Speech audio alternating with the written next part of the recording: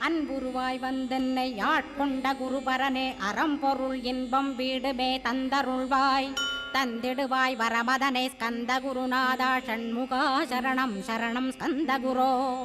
காத்திடுவாய் காத்திடுவாய் ஸ்கந்த குருநாதா போற்றிடுவேன் போற்றிடுவேன் புவன குருநாதா